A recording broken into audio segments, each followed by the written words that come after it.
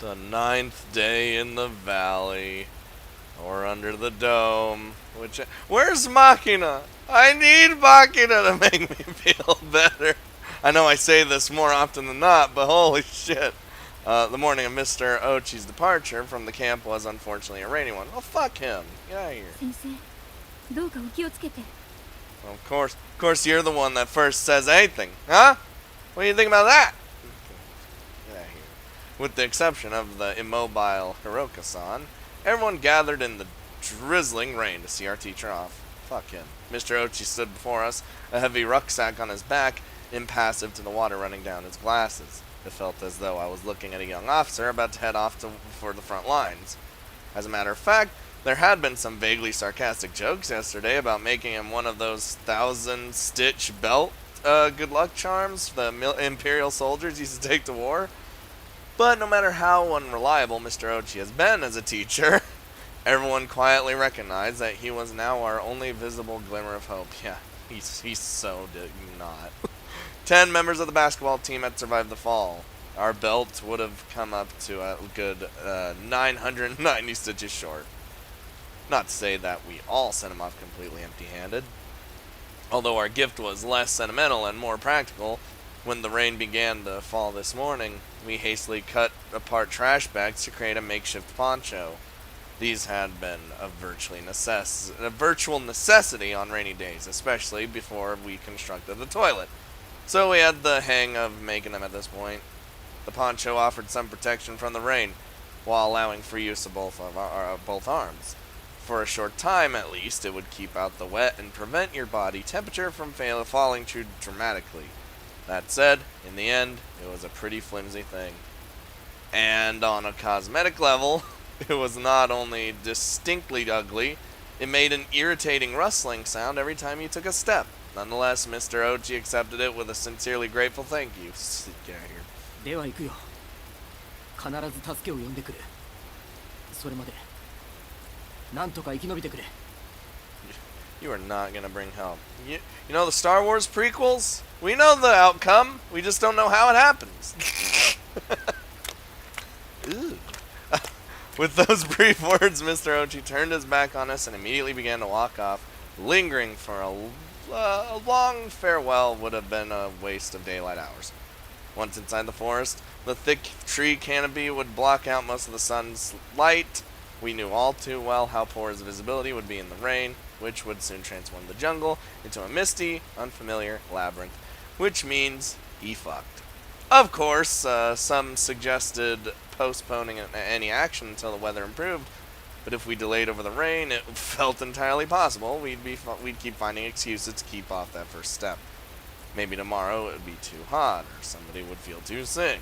Before long, sheer inertia would glue us to our comfortable sleeping bags. Because he understood that, Mr. Ochi had made the firm decision to leave today regardless of the conditions. We watched him marching bravely down toward the forest, unable to keep the unease from our faces.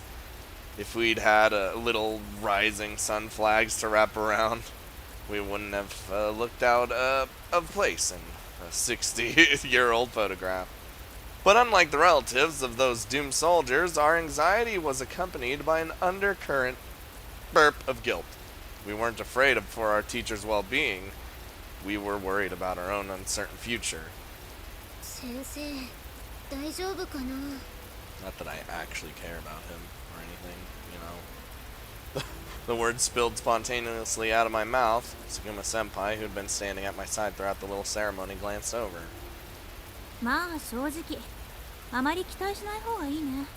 I'm in her boat. Don't even expect too much. Sakuma's tone of voice was resigned, almost detached. The first to respond was Ibuki, who'd been standing at her partner's side, her limbs shivering in the cold rain. 私たちの食料、半分も持って行ったんですよ。顔出してくれなきゃ困りますよ。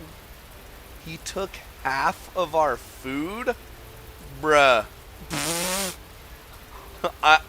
Listen, I get he's traveling and stuff, but if I was the person traveling, I would let them keep as much food as possible, only give me the bare minimum, just so I can, like, eat and move on, you know?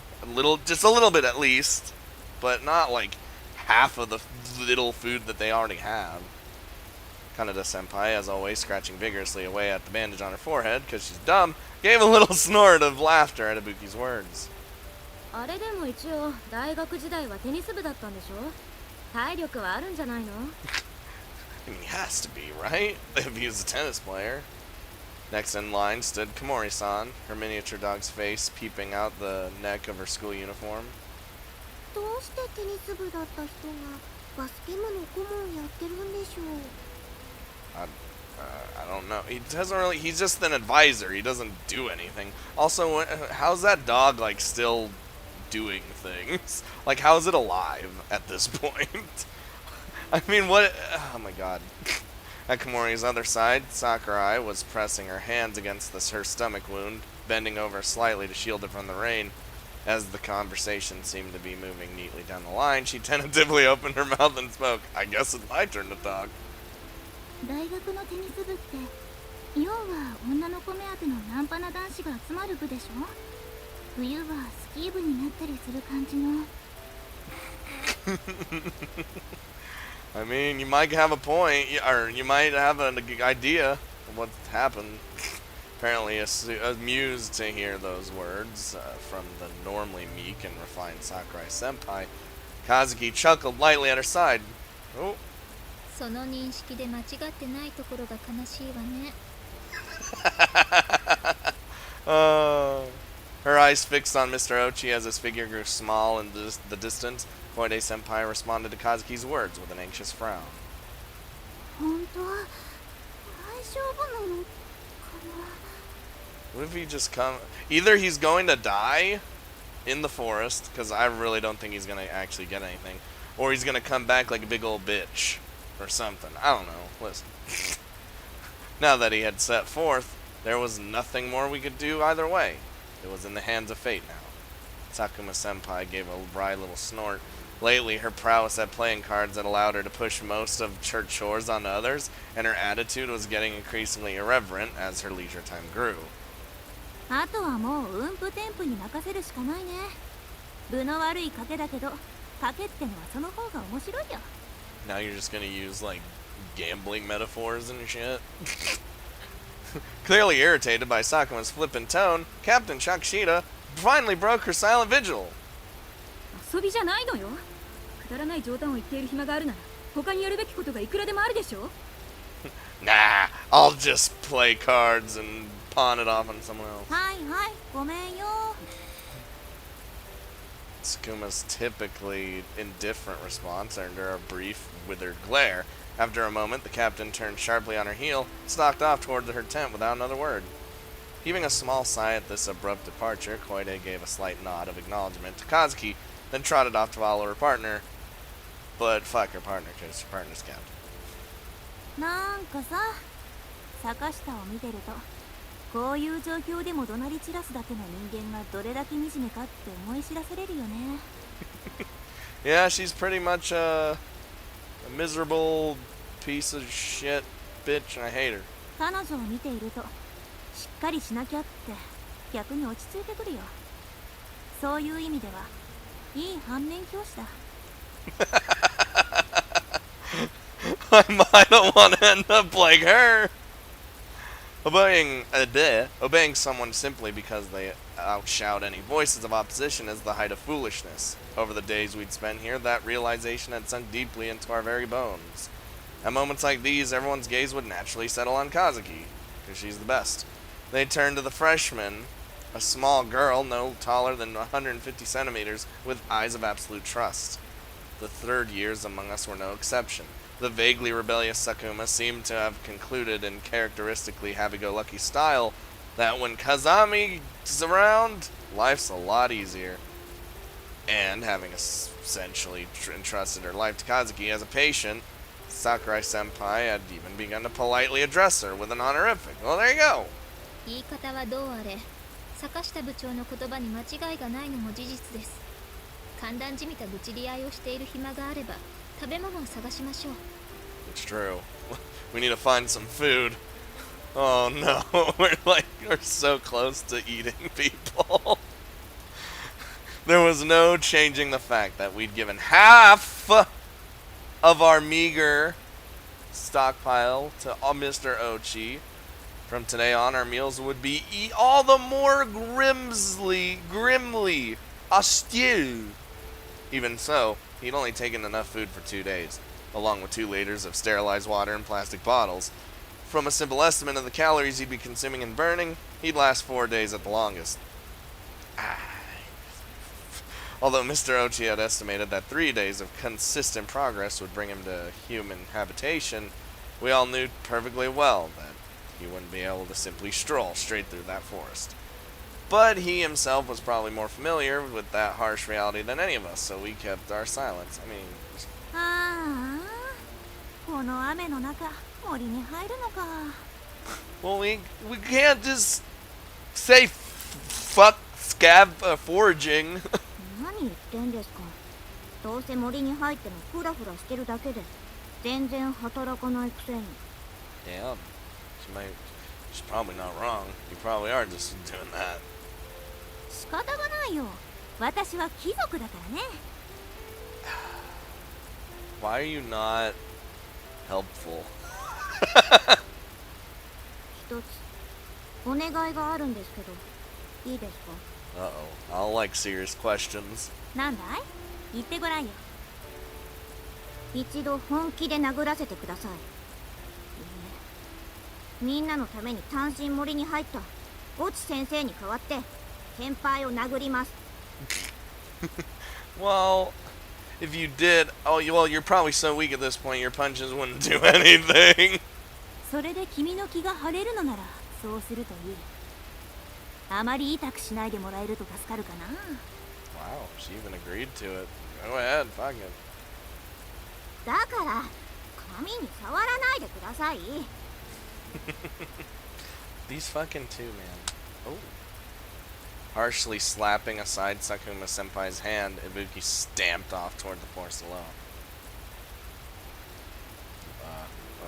What the shit just happened there? Watching her partner go, Sakuma spread her arms, turned her palms to the sky, and offered an exaggerated shrug of the shoulders to no one in particular, but soon enough she followed without a word. All said and done, they were a friendly pair, as much as they can. 私らはどうする？ Fidgeting with her rain-wet bandage as she brushed her hair out of her eyes, Kaneda Senpai turned to address her partner, Komori. Staring down at the dog nestled against her chest, Komori Senpai answered in an apologetic tone of voice. すみません。今日はA-kunの具合が悪いみたいで。Uh-oh. He gonna die, 'cause we have nothing for him, and he's probably malnourished is worse than we are. またかよ。なんかその犬、雨が降るとすぐ体調崩すよね。やっぱあれか？湿度が高いと前髪が決まんなくて超下げなんですけどみたいな感じになるのかね。Wait, so the dog gets sick every time it rains? It's only rained like a couple times, so. Oh boy. まさかそれはないと思いますけど。まあいいよ。今日は私が行くからさ。あんたは犬と一緒にテントで待ってな。すみません。Well, you gotta take care of the dog, I guess. The one thing that she's like attached herself to, because it's her dog. Kaneda set off with broad strides, apparently trying to play up her self-assigned role as the manly big brother of the household. Komori hurried off as well, leaning over the dog in her uniform to shield it from the elements. Well then, what about us? When I glanced over in Kazuki's direction, I was surprised to find Sakura-senpai still loitering quietly by her side. When our eyes met, Sakurai gave me a gentle smile, then cocked her head slightly to one side as if to say, is something the matter? Staring into her face, I couldn't help thinking she really was a good bit more beautiful than the average pinup you'd find in some cheap men's magazine. 桜井先輩はどうされます？ Try not to get my wound infected. 今までの恩返しもありますし、できれば食材探しに私も参加させてもらえればと。Oh, okay. I'm cool with that. それは助かりますけど、大丈夫なんですか？はい、お腹の怪我ももうだいぶ良くなってきましたし。 Alright, don't be bullshitting me, because Kazuki can tell when you're bullshitting, because she's inspected that wound. ダメよ。 Alright, well that settles that! でも気持ちはわかるしありがたいけれど、今無理をすればまた悪化するわよ。桜井さんはテントに戻って広岡さんについていてあげてください。つまんない。 Well, yeah, but it's something that needs to be done. 食材探しだって別に楽しくはないわ。もともとあなたは体が丈夫ではないのだし、おとなしく私の言うことを聞きなさい。 Now get your ass back in that tent. はーい。 Oh my god. Wait, wait, wait, wait, wait, wait, wait. Fuck, hold on. 今の何？ She's getting sick or like something. But hold on. I want to hear that again. はーい。 Jesus. くしゃみよ。 Yeah, I was like, it's probably just a sneeze though. でも今ペキュって言ったよ。 She's the dainty girl. What do you want? 一見すると欠点が少ないように見える桜井さんだけれど、どうにもくしゃみが変なのよね、この人。 I don't think they're bizarre. That was just downright adorable. ペキュ。気にしてるのに。 You're self-conscious about a lot of things though, so. いいからさっさとテントに戻りなさい。この上風邪をひいたりしたらまた私の仕事が増えるじゃないの。 I got too much shit to do right now, please. はいはい。 Smiling sweetly, Sakurai patted Kazuki's on the head, then obediently walked off toward her tent. That is, the large tent where Hiroko-san was waiting. I don't think... You know what? Out of all the people that are in this place, I think... Well, other than me and Kazuki, because we're awesome. I don't think... okay, the people I don't think would actually eat people. Alright, here's the list. Hiroka won't, because she... Well, she's kind of just... She's gonna be the first to be eaten, alright? No, she's... The ones who won't eat are probably the ones who are going to be eaten. So... So I'm gonna think... Sakurai is gonna not eat. Hiroka's not gonna eat. And honestly... I don't think... Koide might... She might eat. Maybe? No? Komori? Would she eat? Would she eat people? Maybe. I don't know. Those are really the only two that I know that probably wouldn't eat people. But eating themselves. No! Why am I even talking about this? 桜井先輩、美人だね。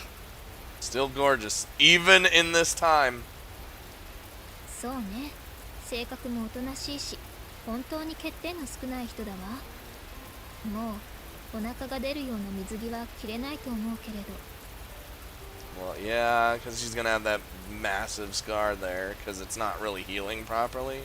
そっか。 But that's okay. That's fine. As we watch Sakurai-senpai walk away, her thin arms shielding her stomach, Kazuki's profile betrayed a hint of sadness.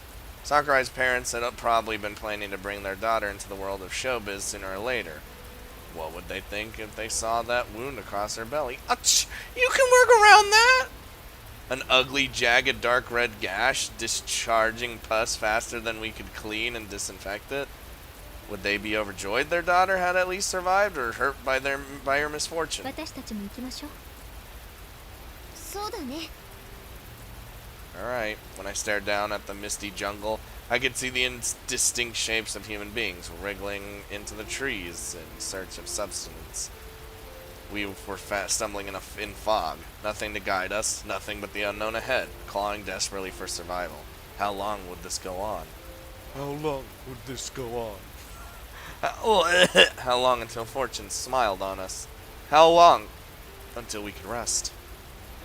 What will be, will be. There's no way to know how this will end. For now, we just need to do what we can. For now, those words were still enough to keep my feet moving, but I was beginning to feel that the limits of my endurance might be approaching.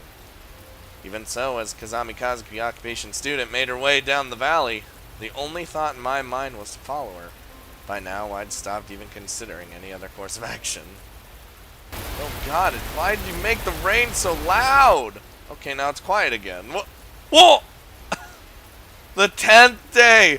Oh, it's over. また雨だ。もううんざり。雨が降ると途端に体がだるくなる。頭が重い。テントの中にいても雨はどんどん染み込んでくるし、慢性化した湿気が原因なのか、苔だかカビだかの青臭いような匂いがますます濃くなってくる。Oh yeah, that's because these tents are straight up molding, you know? ここ数日の雨の様子はほとんど梅雨の様相だ。今度の雨は相当にしつこい。当分止みそうもない。テントを叩く雨粒の音でなんとなくそうわかる。梢の隙間を伝って育った大きな雨粒がテントに当たる音は不規則で、ずっと聞いているとイライラしてくる。満たされない空腹もまたイライラの原因だ。 Dear God, Amane's got a lot to say right now. But yeah, if you are not eating, hunger makes people way more angry and irritated, and just especially when they haven't been eating right for 9 days technically, or 10, but you know. もはや口癖のように、ああお腹が空いたと私が口にすれば、最近の和樹は眉を寄せる。そんなこと言われなくても分かっているわと機嫌が悪くなるのだ。 Like you just randomly say it, and Kazuki's just. それでも私が空腹を訴え続ければ、最後にはうるせえ、寝ちまえとそんなことを言い出す。ちょっと、私はそんなことを言った覚えはないわよ。Huh? 私は動く必要のない時には眠るのも立派な仕事よと言っただけでしょ。 I mean, yeah, you said that, but Amane said it in her own way. やだな和樹、勝手に私の日記を読まないでよ。 Yeah, definitely was writing in the diary. That was a lot for her to say to not be writing in the diary. 読んでないわよ。あなたが日記を書きながらそれを声に出して勝手に私に聞かせていたんでしょ。I would have heard anyway. 嘘。自覚なし。重症ね。気をつけなさい、アマネ。まるで一人でブツブツと文句を言いながら料理をするとんかつ屋の主人みたいで気持ち悪いわよ。何それ、よくわかんないけど、人の顔を真剣に見つめてキモいとか言わんといてもらえる？へこむわ。 Hey, you guys have gotten so close at this point, Kazuki can call you whatever the fuck she wants. ほら、私が捕まえたカタツムリをあげるから、これでも食べて元気を出しなさい。Oh, sweet! She got the snail! I'm good. もうでんでん虫飽きた。っていうか、虫以外のものが食べたいよ。 You have to eat the shit we have to live. カタツムリは陸外よ。まあ、貝は虫じゃないのかと言われると微妙なのだけれど、それよりアマネ。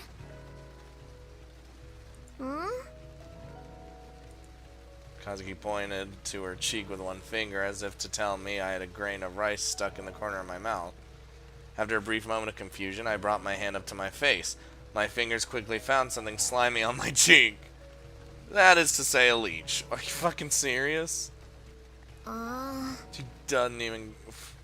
I'd grown exceptionally tough-minded about this sort of thing. Another leech wasn't going to get me to scream out at me, get a scream out at me of this late in the game. Carefully peeling the creature on my cheek, I held it in between my fingertips of my both hands, dug my nails into its body, and ripped it apart. God, yeah. This was another lovely side effect of the brain. Leeches had begun to find their way inside our tent. Ugh. After waking up, peeling the bloodsuckers off my body was becoming the first part of my daily routine. First and foremost, I had to peel them off my eyelids. Ew. Next, the ones sticking to my neck, wrist, and ankles. The leeches seem to have a particular fondness for these points where the body grows narrow. Other than that, they'd also go for places where the skin was thin. The back of my knees and elbows, my armpits, my groin, don't want it there. There were even a few that burrowed in between my toes, as if trying to make themselves a cozy little nest. A few times this happened, we'd shriek hysterically when we woke, but after a few days, we'd lost the will to even moan. And either our bodies had developed the resistance to Huridurin, still never know what it is, don't know how to say it, or we'd just gotten used to treating the bites, as the trickle of blood from the wounds would now stop after only an hour or so. Kazuki speculated our growing sodium deficiency might be affecting the salinity of our blood, but there was no way to tell for sure without actual tests. As the day crept into evening without a break in the rain, Kazuki and I headed into the large tent in order to visit Hiroka-san and Sakura-senpai. Outside, I started the usual fire under the primitive stove, made the usual thin, watery weed soup, and boiled the usual bucket of hot water. With the gruel in my right hand and the water in my left, I made my way to the hospital tent. It was important to remember which was in which hand, since it was no longer obvious which was the water and which was the gruel. Calling it gruel was a bit of a joke at this point. At a glance, it looked more like stone soup. Even so, we were mixing in a bit of rice distributed to Kazuki and me. The wounded Sakurai and Hiroka were still eating slightly better than the rest of us. お湯が沸いたよ。 See, that's because these two, giving their food to these two. ありがとう、アマネ。そこの手ぬぐいを熱湯で消毒して、広岡さんの体を拭いてあげてくれる？うん、任せて。 Sure, don't see no problem with that. Kazuki didn't turn around when I entered the tent. She was steadily unwinding the yellow-stained bandages from Sakurai's stomach and removing the gauze from her wound to be replaced. We'd washed the gauze over and over in the boiling water to the point it was beginning to blacken. It made for all the more striking a contrast against the yellow pus that permeated its surface. Ugh. No matter how many times we carefully disinfected Sakurai's laceration, the separation wasn't showing any signs of stopping. If we weren't in this situation, it surely wouldn't have been difficult to treat, but given our unsanitary conditions and utter lack of medical supplies, we simply couldn't stop the bacteria from multiplying. Above all else, the patient wasn't getting the nutrition her body needed to fight its way to recovery. When I reached out for the dirty gauze in order to sterilize it for reuse, I noticed something squirming on its surface. It was a maggot. Ugh, gross. Okay. Thrashing its fat little body madly from within the depths of the pus that had soaked into the gauze, it almost seemed to be consciously trying to crawl back towards Sakurai's stomach. Get the fuck out of there! こっちはいいから、広岡さんを。Alright. So gross, man. We're getting maggots in our wounds now. It's over. Immersing the washcloth, a strip of cloth cut from an old t-shirt, in the hot water, I left it to soak and began to unbutton Hiroka-san's uniform. At first, she'd been quite embarrassed to be seen naked, but by now, she submitted, quietly, without even squirming, because it doesn't even matter anymore. She might simply have lost the energy necessary to feel shame. Hiroka-san's chest had withered dramatically since the first time I'd wiped her clean. Her ribs stood out distinctly against the surface of her skin. Oh, and that skin was mottled here and there with small white flecks. The small, fuzzy little spots could be dusted off by hand. At first, I thought them to be something like cotton dust from her sleeping bag. But when I asked Kazuki, I learned for the first time that mold can even grow on a living human body. That's true. It's true. Hiroka-san was covered in pale white mildew. ちょっと待ってね。今熱いタオルで拭いてあげるから。私もう痛い。何？なんて？ Oh no, what did she just say? Hiroka-san's dry, cracked lips were moving slightly. I lowered my ear to her mouth. 私もう死にたい。 Yep, that is what I thought you just said. 大丈夫だよ。ちょっとカビが生えただけじゃん。Oof. Scooping the washcloth out of the hot water with a pair of chopsticks, I waited for it to cool below scalding, then give it a vigorous squeeze. 体中がかゆいの。気が変になりそう。もう嫌。 Shh, we're gonna get you out of here. Whether actually get you out of here in spirit? 我慢して。今きれいにしてあげるから。 Yeah, just let Amane clean you off a little bit. You'll stop feeling a little bit itchy, you know. Oh god, why did that sound so like you stabbed her? I dropped the moderately hot towel against Hiroka-san's body and began to wipe. The mold came off cleanly, but underneath there were innumerable angry, swollen red welts where fingernails had dug into her flesh. 書いちゃダメって言ったのに。 Well, it's... The more she scratched, the more she spread the mold across her body. ごめんなさい。どうしても我慢できなくて。 Wide-scale, unrelenting itchiness is absolute torment. No matter how firmly you're told not to scratch, you'll unconsciously claw at your own body while you sleep. Hiroka-san's reflexive habit had grown to the extreme that we'd actually tried binding her hands to prevent this. That night, she had woken the entire camp screaming. That'd freak me the fuck out. If I was sleeping and I woke up and my hands were just bound, I'd be freaking the fuck out. Writhing her body against her restraints, she had scraped her body against the hard ground, crying again and again for help. ありがとう、スオさん。気持ちいい。 There you go. See? We're gonna get you out. I hope. It's not happening. When I wiped her body clean, the itchiness would reduce at once. She described it as almost a blissful sensation. Even so, that discomfort would only last an hour or two at most. Once wrapped in her sleeping bag, the itchiness would return to her body as her body temperature began to rise. I was now making the time-consuming trip to wipe her clean many times a day. That's good. ごめんね。面倒ばっかりかけて。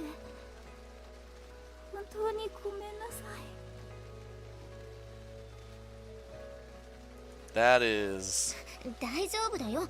そんなこと言っちゃダメだよ。体を拭いてあげるぐらいいつだってしてあげるから元気出してよ。 That is so sad. She's just like, she knows she's a burden, and she's just like, don't worry. She's literally saying, don't worry, I'm gonna die soon. Then you won't have to deal with my bullshit.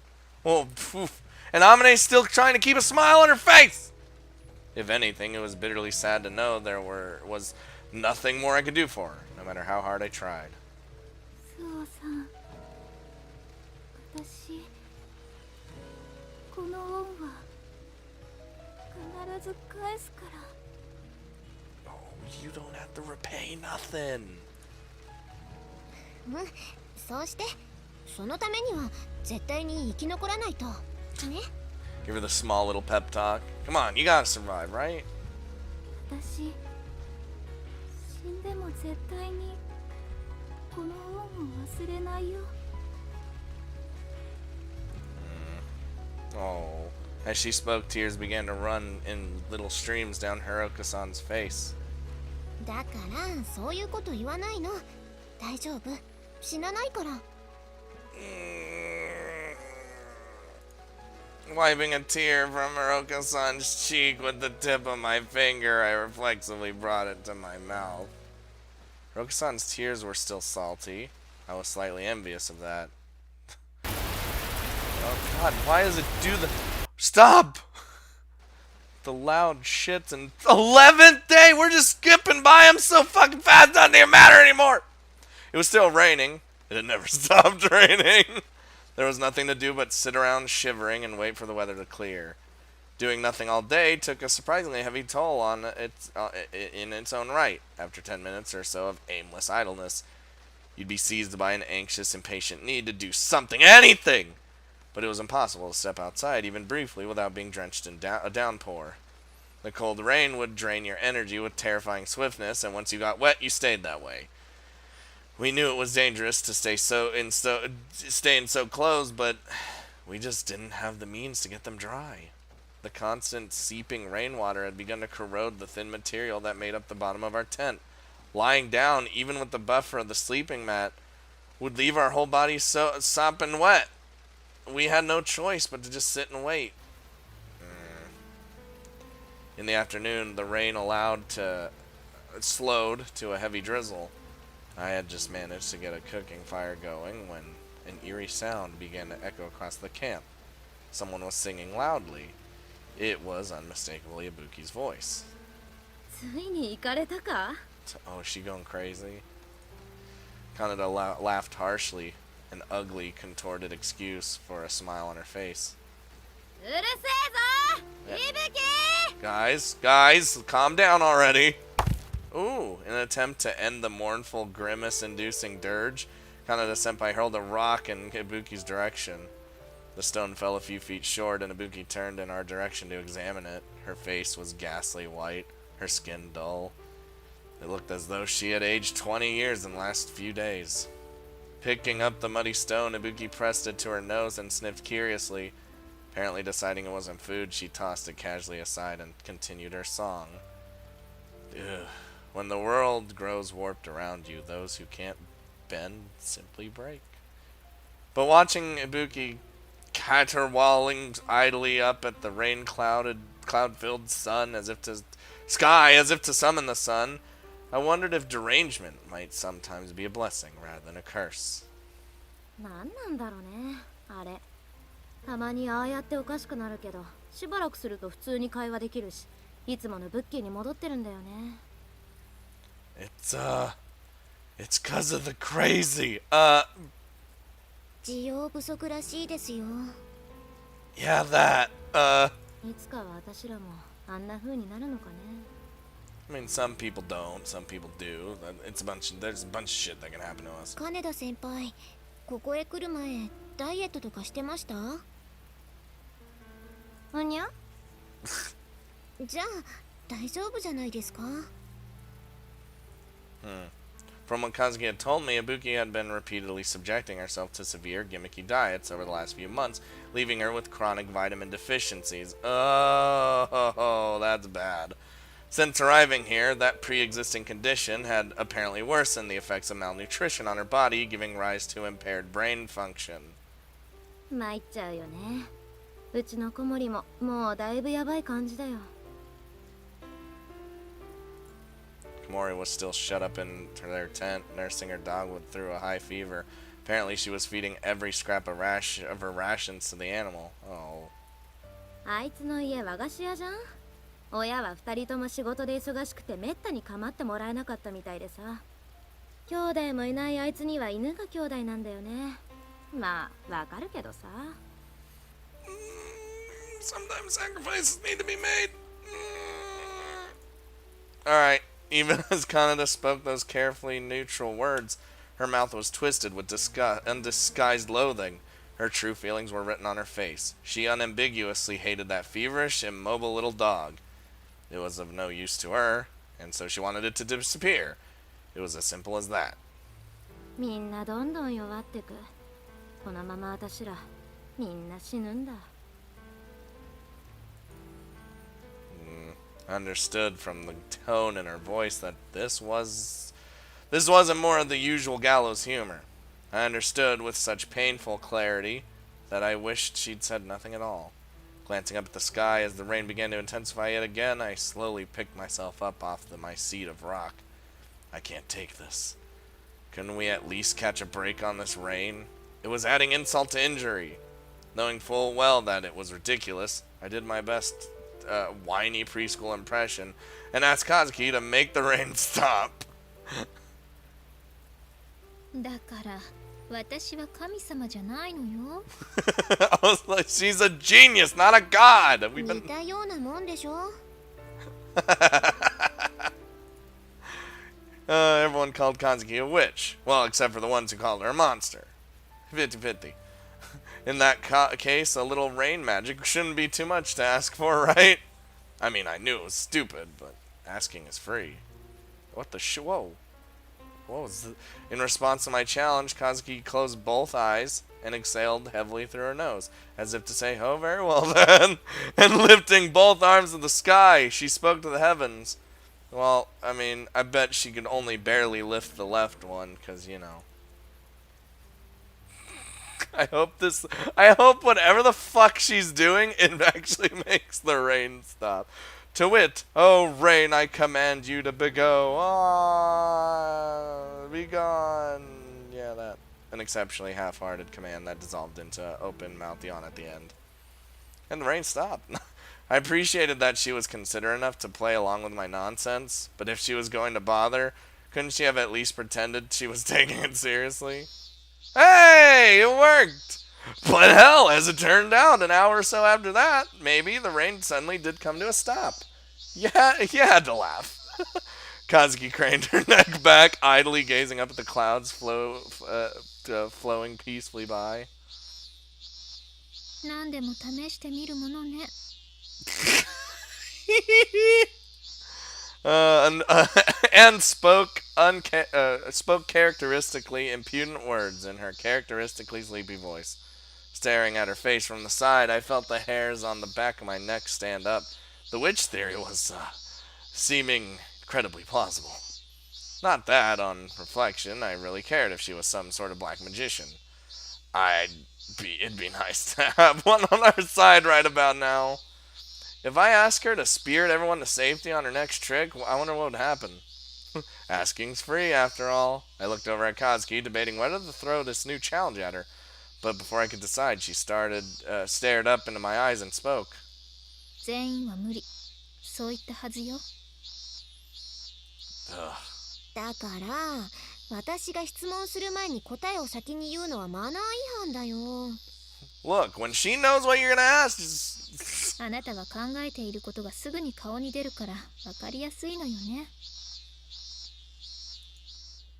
Well, it can't be everyone. Her tone of voice was surprisingly breezy, but somehow also exceptionally firm, as if the the outcome was set in stone, as if she was merely repeating an established fact.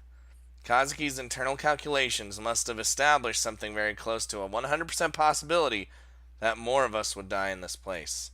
I repeatedly asked her about the details of her predictions, receiving only variations of the frustrating non-answer. If I told you, the future I predicted would change. When I finally told her that changing this future sounded like a pretty good idea to me, she coolly replied, even if it would mean none of us would survive at all? And I found myself at an utter loss for words. Well, maybe not utter, but there was still an old reliable that came to mind.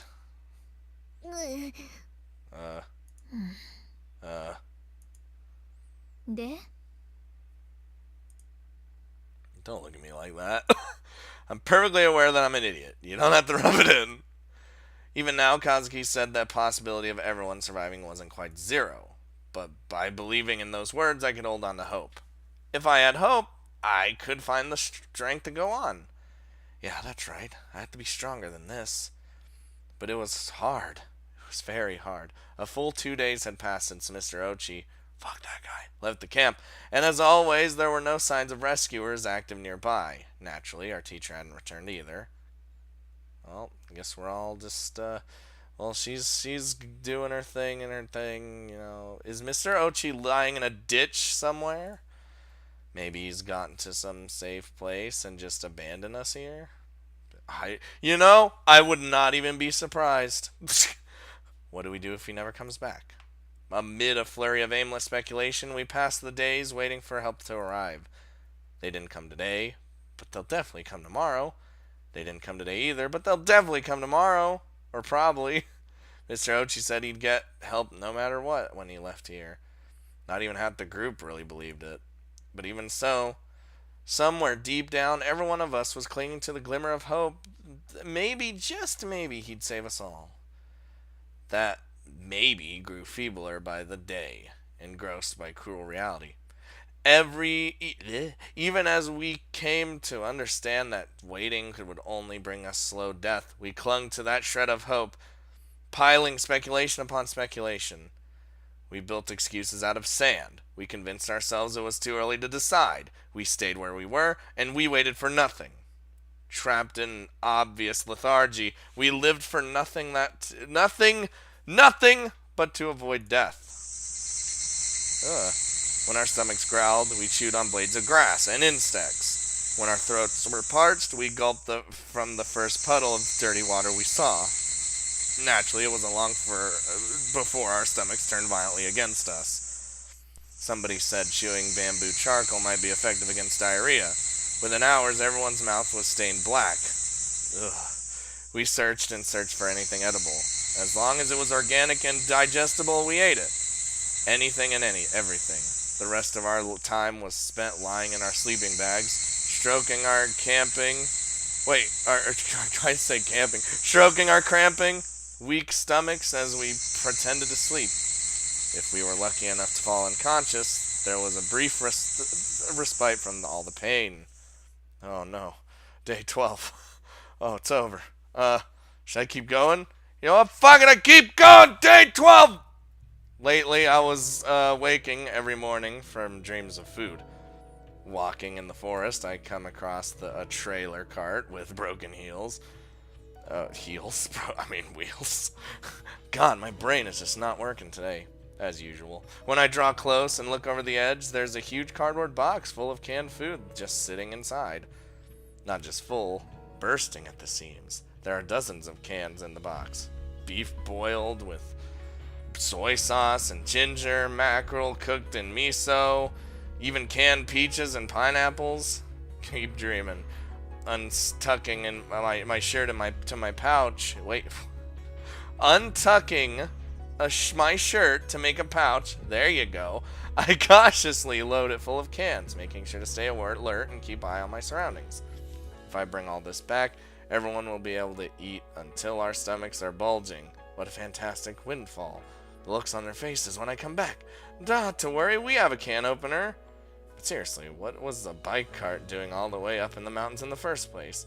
A moment after that doubt flashes through my mind, I abruptly realize, it's a dream. Anyway, I'll just take these back to the camp now. Let's all gorge ourselves until we can't eat another bite. I tried to focus on that thought, but once the first realization hit, I can never manage to fall back into the illusion. Mostly, I would wake up with a start at this point.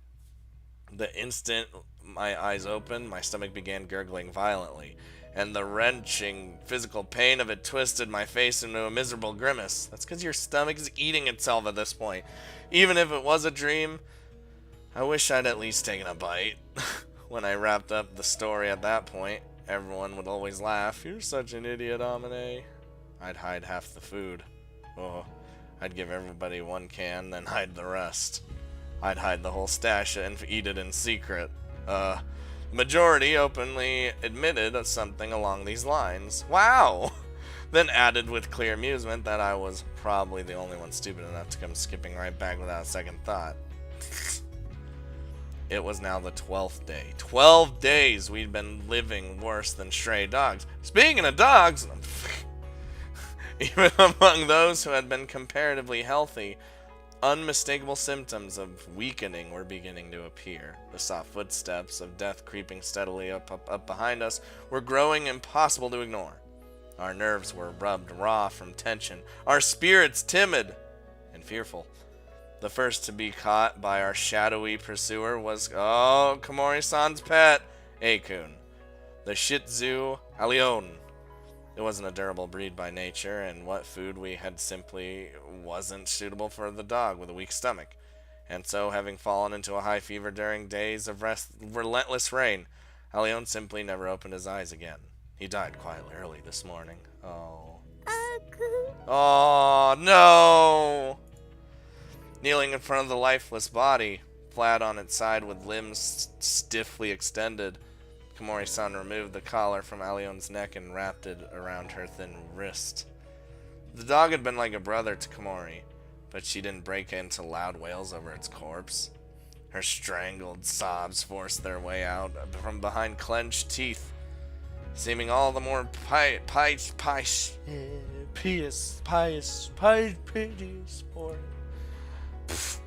Nobody could find anything to say to her. After a time, someone mumbled about at least giving the animal a proper burial. Katsuki immediately raised an objection. Is Kazuki gonna get... Is she gonna say, hold on! No, I know this is crazy, but we should eat that dog. Oh no! あら、食べないの？ God damn it! We'd all been vaguely thinking about it, but deeply ingrained social norms had kept us from admitting that even to ourselves. And yet, Kazuki had blurted it out almost casually. 食べるって犬？そう、この子に助けてもらうのよ。I mean, at Kazuki's typically cold words, every one of us sharply drew breath. Eat? Yes, there was nothing in the world we wanted to do more at this moment. The dog in front of us was nothing but a corpse. Now that it was dead, it was no longer a dog. It was meat. Yeah, well, I mean, wasn't it sick, though? Would it be okay to eat a dog that died from sickness? That's literally what I was thinking. Is that bad? We'd have to, like, thoroughly cook that shit. If it was Kazuki's suggestion, so presumably it was safe. Oh, but surely we couldn't start talking about this right in front of the grieving Komori-san, and this whole idea just felt so wrong. We all hesitated. The silence grew. To be honest, we wanted to eat it. But something inside us was still offering considerable resistance to the idea. Nobody could make up their own mind. All eyes settled on our last remaining formal authority figure, Captain Sakashita. Fuck. そうね。彼女の意見が正しいわ。食べましょう。From the expression on the captain's face, those undeniably callous words would have tasted better in her mouth. Komori-san jerked her head up as if stung, then slowly turned from side to side, looking into our faces one by one. Everyone averted their eyes from Komori's tearful gaze, except Kazuki, who met it firmly and gave her a small nod. Staring steadily down into those plaintive eyes, Kazuki murmured, "This is Alion's final duty." Komori-san's face crumpled as she slowly croaked out an answer. わかりました。 Oh, inhuman. The word was written clearly on Komori-san's face for any who cared to look. Even so, most of us let out small, involuntary sighs of relief at her surrender. だったら虫が湧く前に肉にした方がいいわね。 But that relief was short-lived. Kazuki's words once again left us all frozen like stones. Right, if we were going to eat this corpse, we'd have to butcher it first. Yep. There was no choice. We had to pluck the hair from the dog's body and carve it up using a knife. But of course, no one wanted that job. Again, we looked at the captain. Biting her lower lip, the captain looked and turned to Kazuki. And finally, Kazuki closed her right eye and tilted her head slightly to the left. 皆さん、じゃんけんってご存知？ Oh my god. Really? As the result of an impartial game of chance, the duty of processing the corpse fell on Koide-senpai. She had tried briefly to resist, protesting, "I've never butchered a dog before." None of us have. But of course, none of us had made a habit of carving up puppies either, so the argument didn't really hold together. As the kitchen knife trembled dangerously in Koide's hand, the captain tried offering her some rough encouragement along the lines of, "You're a doctor's daughter, aren't you?" Well, oh my god. To be honest, though, it was a little hard to grasp what that had to do with anything. It doesn't. Visibly bracing herself, Koide gripped the knife firmly in both hands and took a step forward. But in that moment, her eyes met those of the dead dog below her, And she immediately burst into terrified tears. Naturally, the gallant hero, Kazuki, stepped in to save the day. Taking in her good hand the punishment rod she normally used to strike the pan for our morning wake-up call, she swung it down with all her might on the dog's head. Damn! Ooh! Well, everyone gasped in shock at the gruesome act. But many barely stifled screams. If I start shrieking pointlessly, maybe I'm next. That irrational fear seized us all, and silence fell over the valley. これでもうどこが目なのかわからないでしょ。頑張りなさい。Damn, Kazuki! Meeting eyes with the dog is scary, isn't it? Then we'll just crush its eyes beyond recognition. It was about as elegant a solution as blowing off your jaw with a shotgun to cure toothache. "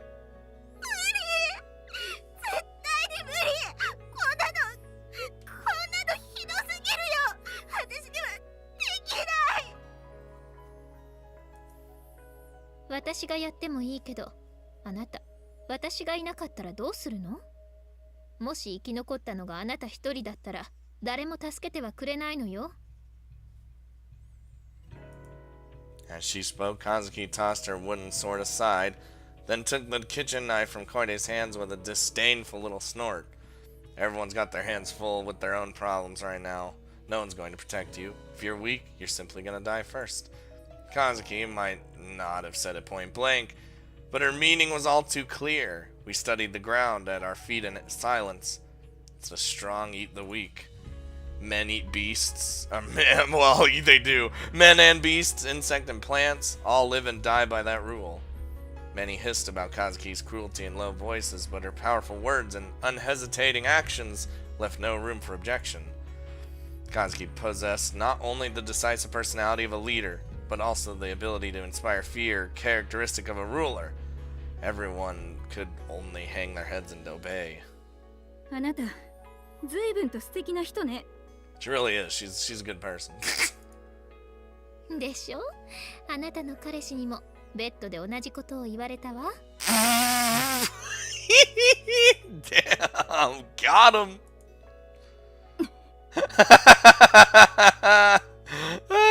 Got him. お肉の用意ができたら真っ先にお声をかけますから、今は引っ込んでいていただけます？ Alright. Captain Sakashida turned abruptly on her heel and stalked away without another word. 強引だな。部長泣いてたよ。 That's pretty great, though. That was amazing. あのまま喧嘩になるよりはマシでしょ。うるさい女を黙らせるにはああいうしかなかったのよ。部長の彼氏って誰なの？ No idea. さあ、でも何の反論もしてこないところを見ると心当たりのある存在がいるのか、もしくは彼氏がいないことをバカにされたと思って二の句を告げなくなったか、そのどちらかね。 Either way, funny for us, fucked up for the captain. もし部長が切れて飛びかかってきたらどうするつもりだったの？あなたなら平気で犬の頭を潰すような女に襲いかかる？ She's right. God damn it. You have nothing to say to that. つまりはそういうことよ。全部計算していたのね。それは買いかぶりすぎよ。部長に襲いかかられる確率もゼロではなかったわ。まあその時は無様に殴られてみんなの同情を集めようと思っていたけれど。She's like, I win either way. What? 生き残るために犬の頭を潰す女と個人的な感情を暴走させて怪我人を殴る女。みんなはどっちの味方になるかしら。あなたどう思う？怖い人だね、カズキ。She's the best. そうね、自覚はあるわ。私みたいな女は男の子にはモテないでしょうね。絶対。You were popular with one boy. Where I want Yuji back. I miss Yuji. I miss Makina. I even miss Michiru. And I never thought I'd ever say I miss Michiru. That fucking stupid. I'm breaking down. Look, I badly wanted to scream, if you're well aware, how about doing something about it, huh? But I could anticipate her answer, no doubt, delivered in her best nails on a chalkboard girly voice. Oh, I'm sorry, I just can't. It's too hard for little old me, or some such. Felt as though I had maggots crawling down my spine at the mere thought, because there probably were maggots. In any case, if there's a single man in the world who'd want to go out with this woman, I'd really like to meet him, so I can get him the help he needs. Oh god. And so Kazuki cleaned and gutted the dog. I hope this is loud for you guys, reducing it to meat. We soaked it in a barbecue sauce from the communal stockpile and cooked its little body golden brown. The powerful aroma of grease and spicy sauce wafted through the air. We swallowed mouthfuls of warm drool again and again. Just a few days ago, that hunk of meat had been an energetic, adorable little dog frolicking around Komori's feet. There was definitely a widespread feeling of guilt, but the sound of sizzling meat and the smell of dripping greases were irresistibly alluring. Oh, yeah. Even those who had whispered heatedly about Kazuki's inhuman cruelty couldn't overcome their stomachs. When the meat was finally grilled and ready to be divided, they all swarmed up with plates in their outstretched hands. I was the one who carved the meat for distribution. The rear legs looked to be the choicest and most nourishing part of the body. Lopping off one with a kitchen knife, I placed it on Captain Shakshida's plate. Hey! The second went to Kazuki. Ooh, I don't like that sound. After that, I divided the meat as evenly as we could. Between the rest of us. We had even carefully washed the internal organs and cooked them as well. Because fuck, why not? After distributing it all, there was nothing left to do but greedily devour my share. It felt like such a very long time since I'd tasted meat. The first bite was so delicious that I went quite literally dizzy with bliss. My protein-starved tongue tingled as the animal fat slowly spread out inside my mouth, and my stomach squeezed tightly in on itself as though consciously trying to wring every particle of sustenance from the food. Oh god, can you just imagine Komori trying to eat her dog? Oh god. Of course, it was an ornamental lapdog, a toy breed. When distributed among the entire group, its body provided us with a mere mouthful of meat each, yeah. Even so, we all wept with joy at the nourishment, and as soon as the meat was gone, everyone began crunching away at the bones. Oof. We had assumed Komori would firmly resist the idea of consuming her pet's flesh, but in the end, she bit into her share of meat like all the rest, sniffling miserably the entire time. Tears blending with the mucus running from her nose, she ate. Yeah. That one mouthful of meat kept us alive for today. I don't think we'll ever forget the taste for the rest of our lives, even if we want to. Oh no, what if that one piece of meat? What if that one piece, the pieces of meat make everyone want people? Oh my god.